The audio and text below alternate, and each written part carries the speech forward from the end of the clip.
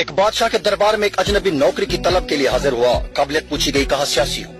بادشاہ کے پاس سیاستدانوں کی بھرمار تھی, اسے خاص گھوڑوں کے استبل کا انچارج بنا لیا. چند دن بعد بادشاہ نے اسے اپنے سب سے مہنگے اور عزیز گھوڑے کے متعلق دریافت کیا. اس نے کہا نسلی نہیں ہے.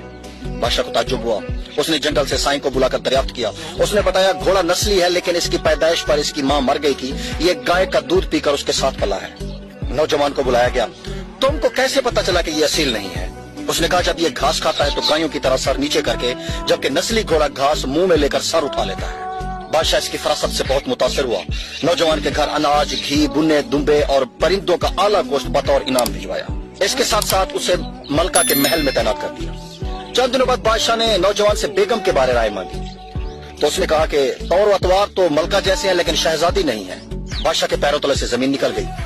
حواس بحال کی, احساس کو بلاوا بھیجا, معاملہ اس کے گوش گزار کی. اس نے کہا حقیقت یہ ہے کہ تمہارے باپ نے میرے خاوند سے ہماری بیٹی کی پیدائش پر ہی رشتہ مانگ لیا تھا, لیکن ہماری بیٹی 6 ماہ میں ہی فوت ہو گئی تھی. چنانچہ ہم نے تمہاری بادشاہت سے قریبی تعلقات قائم کرنے کے لیے کسی کی بچی کو اپنی بیٹی بنا لیا. بادشاہ نے نوجوان سے دریافت کیا کہ تم کو کیسے علم ہوا؟ اس نے کہا اس کا خادموں کے ساتھ سلوک جاہلوں سے بھی بدتر ہے. بادشاہ اس کی فراست سے خاصا متاثر ہوا. بہت سا اناج, بھیڑ بکریاں بطور انعام دی, ساتھ ہی اسے اپنے دربار میں متعین کر دیا. کچھ وقت گزرا, نوجوان کو بلایا, اپنے بارے دریافت کیا. نوجوان نے کہا جان کی امان پاؤں تو عرض کروں. بادشاہ نے وعدہ کیا.